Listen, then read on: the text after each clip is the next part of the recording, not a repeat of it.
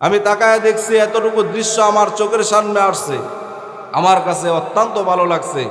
মার কবিনের সামনে বৈশা বৈশা কোরআন তেলাওয়াত করতেছে। আমি একদিনের ব্যবধানে তার চেহারাটা, গতকালের চেহারা, গত 2 দিনের আগের চেহারা আর আজকের চেহারাটা দেখছি। মা হারা একজন এতিম সন্তান। রাজনৈতিক বিষয়ে আমার কথা বলার উদ্দেশ্য না, এতটুকু বলার উদ্দেশ্য, এত বড় একটা উঁচু মাপের নেতা, তার মা দুনিয়া থেকে বিদায় হয়ে গেছে, একদিনের ব্যবধানে তার চেহারাটা মলিন হয়ে গেছে। মা বাবার প্রতি ইহসান কর মিয়া, মা বাবারে কষ্ট দিও না, মা বাবারে কষ্ট দিও না। এজন্য বলতেছিলাম যুবক ভাই, মা বাবার সাথে ইহসান করবা, মা বাবার সাথে ভালো আচরণ করবা। মা বাবার যত যত হক, মা বাবার সাথে হকগুলো আদায় করতেই। মা বাবারে ও শব্দ বলার মতো কোনো আচরণ কোনোদিন করবা না, ধ্বংস হয়ে যাবা। মা বাবা এমন দামি সম্পদের নাম, মা বাবা এমন বড় সম্পদের নাম, যে সম্পদে যদি দোয়া কইরা যা, তাইলে বান্দা তুমি দুনিয়া থেকে বিদায় হওয়ার সময় তোমার জবান দ্বারা কালিমা নসিব হবে। জীবনের মূল কষ্ট মায়ের প্রসব বেদনা,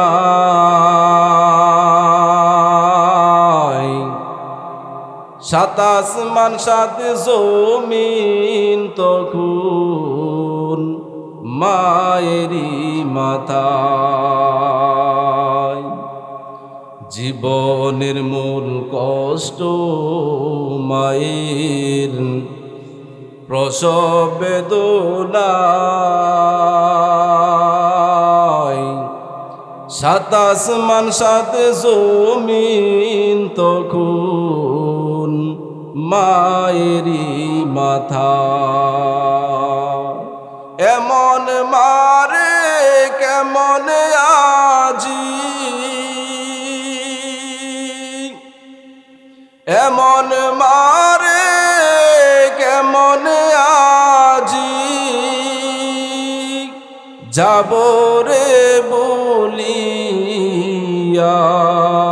ও আমার প্রাণের মা, মা গো মা, কোথায় গেলাম মোরে সারিয়া।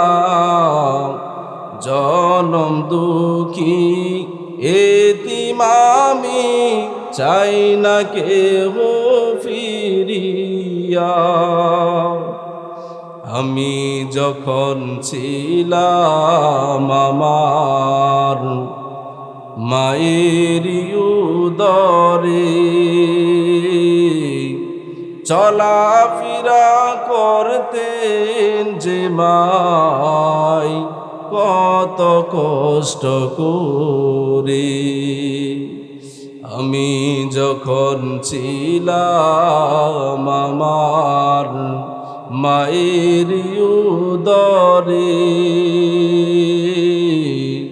চলাফেরা করতেন যে মাই কত কষ্ট করে। আমার সুন্দর মুখ দেখে মাই, আমার সুন্দর মুখ দেখে মাই, বেতা দিছেন বাসায়া। ও আমার প্রাণের মা, মা গো মা, কোথায় গেছো মোরে সারিয়া। জনম দুঃখী এতিম আমি, চাই না কেহ ফিরিয়া। মার কষ্ট আসেনি নাই? এ যুবক বা এ বৃদ্ধ বাবা, যারা দুনিয়া থেকে বিদায় হয়ে গেছে, যার মা বাবা দুনিয়া থেকে বিদায় হয়ে গেছে, মা বাবার কবরের পাশে সন্তানকে নিয়ে দাঁড়ায় দাঁড়ায় মা বাবার জন্য দোয়া করেন, মা বাবার জন্য দোয়া করেন। আল্লাহর কাছে বলেন, আল্লাহ আমার মা বাবার কবরকে জান্নাতের বাগান বানায় দাও।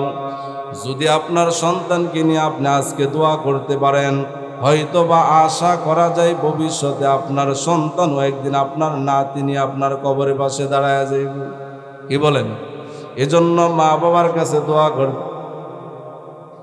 মা বাবার কবরের সামনে গিয়ে দোয়া করবেন, পারবেননি? মা বাবার সাথে কোনো ধরনের হিসাব করেন না, এটা হলো শেষ আবদার। মা বাবার সাথে কোনো ধরনের হিসাব করবেন না। হিসাব কেমন? এমন অবস্থা আমাদের সমাজের মধ্যে, একটা নাফা বুড়ি যদি 4 সন্তান থাকে, যদি মা বলে একটা নাফা বুড়ির প্যাকেট আইন, বড় ছেলে বলে আর কোনো ছেলে নাই, হেলারে কই তারও না, আরেকজনের যদি বলা হয় তাহলে আরেকজনের দেখায় দেয়।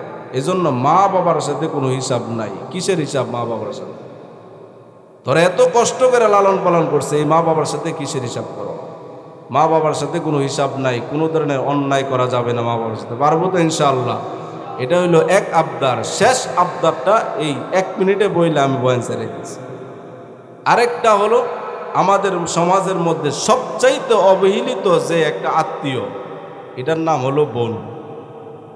এটার নাম কি? কথা কই না কেন? বোন। বোন বোন বুঝেননি? বোন। এই অবহেলিত আত্মীয়র মধ্যে সবচাইতে অবহেলিত হইল বোন। মানে ফুফু আর কি, আমরা রইল ফুফু, আমার বাপের হইল বোন। এক সময় খুব দয়া মায়া খুব কিছুই থাকে, কিন্তু একটা সময় এমন চলে আসে যে এমন এক অবস্থা হয়ে যায়, যেই বোনের টাকা পয়সা আছে, যেই বোনের আনতে পারবো সে খুব ভালো, যে বোনের দিতে হবে তার খবর নেয় না, তারে দেখতেই পারে না। এই সমাজ হইলে এমন অবস্থা। বোনের সম্পদ যদি নিয়ে আসা, তাহলে অনেক ভাই এই বাড়ির মুখ কি আর কোনোদিন আইতাতে না, তোর সম্পদ যা আছেন দিয়ে দিস, তোর সম্পদ যা আছেন, মানে বইনের যে সম্পদ পা এটা তো বইনের নিবই। কিন্তু আমাদের সমাজের মধ্যে একটা অনীহা, একটা অবস্থা আমাদের মধ্যে আছে। বইনে যদি সম্পদ নিত চা, এর চাইতে শত্রু দুনিয়ার মধ্যে আর দ্বিতীয় কেউ না। বইনের সম্পদ বইনেরে বুঝাই দিবেন, শত্রুতামির কি আছে? আমাদের সমাজের মধ্যে বইনের সম্পদ মায়েরা খায় এমন বহু আলেম ওলামা, বহু মানুষ আছে, টুপিওয়ালা নামাজি, 5 ওয়াক্ত নামাজি, এমন বহু মানুষ আছে। বইনের সম্পদ চাইলই গিয়া সোয়ের মাই যে বিচারে এই হেকেত নিবে নি নে, আর এর রাস্তার লগে যা আছে তো সব সম্পদ খাইতেছে। বইনের সাথে এমন অন্যায় করবেন না। দেখলাম যে আমাদের চলচ্চিত্রে একজন আছে ডিপজল, এলার বইনাইতে এলার বিরুদ্ধে অভিযোগ করছে, কোটি কোটি টাকার সম্পদ সে মেরে খাচ্ছে, কিন্তু আমাদেরকে দিচ্ছে না। আমি চিন্তা করে দেখছি, এমন ডিপজল মার্কা ভাই প্রত্যেকটা সমাজে, প্রত্যেকটা ফ্যামিলির মধ্যে আছে। এমন ডিপজল মার্কা ভাই প্রত্যেকটা সমাজের মধ্যে আছে। বইনের সম্পদকে লুণ্ঠন করে খাওয়ার জন্য পাগল পারা হয়ে যায়। যেই বইনের কাছ থেকে আনতে পারবে, টাকা পয়সা নিতে পারবে, সেই বোন ভালো। যার কাছ থেকে টাকা পয়সা আনতে পারবেন না, যারে শুধু দিতে হবে, সেই বোনকে বোন পর্যন্ত দাবি করে না। এমন অবস্থা থেকে আমাদের বেরিয়ে আসতে হবে। আজকের আলোচ্য বিষয়ের মূল হলো, সন্তানকে নিজের সম্পদ মনে করবেন, আর মা বাবাকে দুনিয়া এবং আখেরাতের সম্পদ মনে করবেন। বইনের সম্পদ এটা পুঙ্খানুপুঙ্খানুভাবে আদায় করবেন, সম্পদগুলা বুঝাই দিবেন। পারবো তো ইনশাআল্লাহ? আল্লাহ পাক রব্বুল আলামিন যে কথাগুলো বলছি আমল করা এবং বুঝার তৌফিক দান করুন।